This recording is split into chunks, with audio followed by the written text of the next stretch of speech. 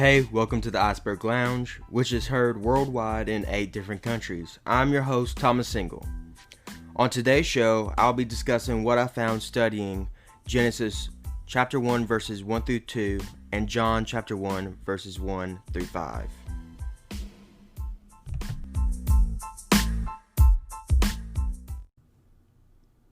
First, let's start by reading Genesis chapter 1 verses 1 through 2.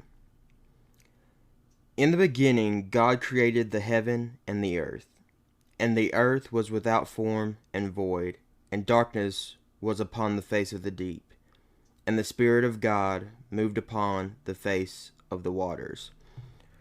Now, I have a few points that I found in here, two particularly in verse 1.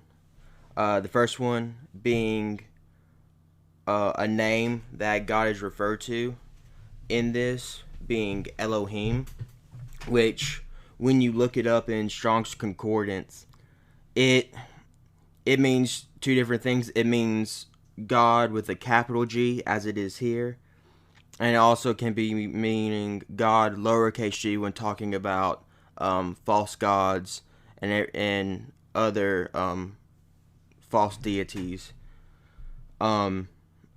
Another point in verse 1, obviously, is that God created the heaven and the earth. He created everything.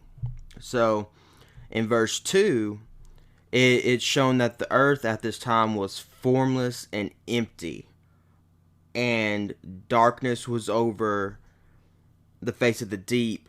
And when looking into that, it's like it's over a primeval ocean at the time. But at the same time, the Holy Spirit was relaxed upon the face of the water. And so, kind of already, we're in verse 2 of Genesis, and you have darkness and God over the world in this primeval set. And this will kind of go deeper once we go in John chapter 1 verses 1 through 5, which we're about to get into right now. So now let's read John chapter 1 verses 1 through 5. In the beginning was the Word, and the Word was with God, and the Word was God. The same was in the beginning with God. All things were made by him, and without him was not anything made that was made. In him was life, and the life was the light of men. And the light shineth in darkness, and darkness comprehended it not. So, I found about 6 points in this, and some of these points kind of connect back to Genesis. So, obviously, verse 1, when it's talking about the Word is Jesus. So this shows that Jesus was in the beginning and was with God and was God. And so this shows that God has always been 3 in 1, or what we call the Trinity.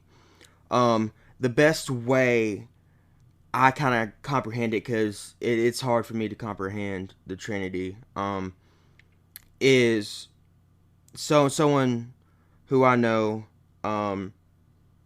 told me this in a mathematical way, and it helps me. It's thinking about the Trinity, think about it as 1 to the power of 3.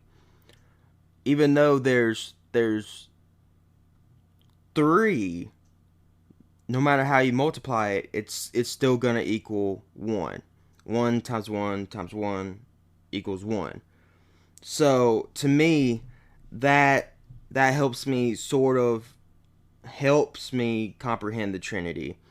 When we go and look in verse 3, it talks about all things were made by Jesus.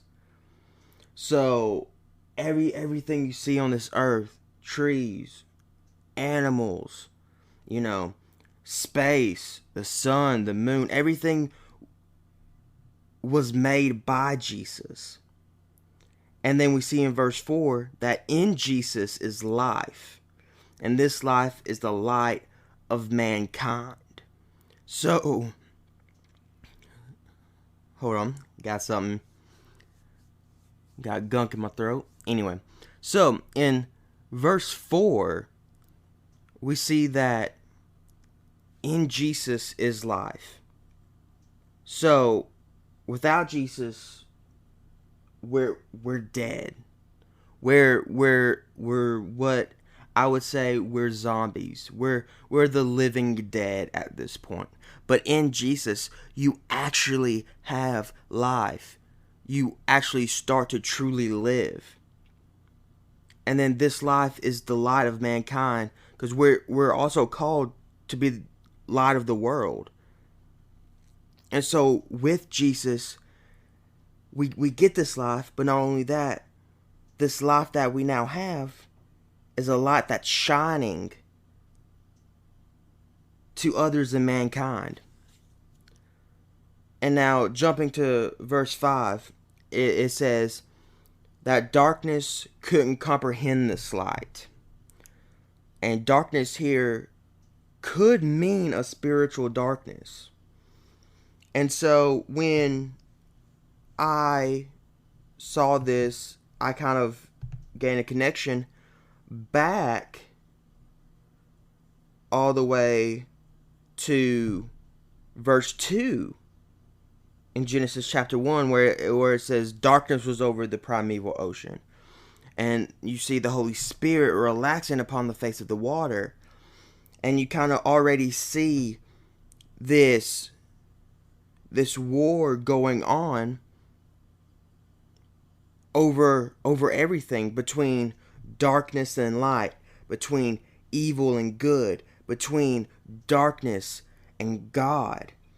And so it really makes me want to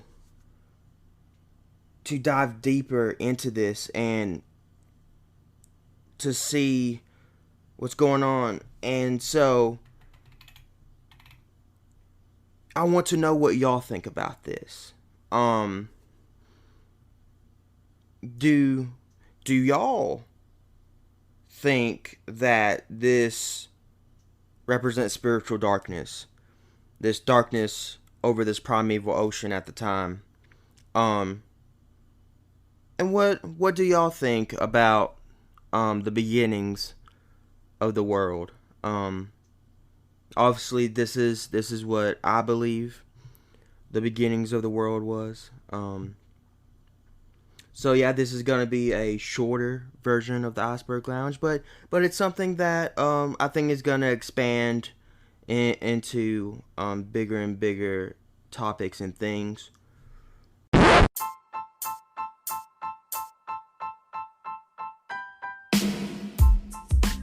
So thanks for listening to this episode of the Iceberg Lounge.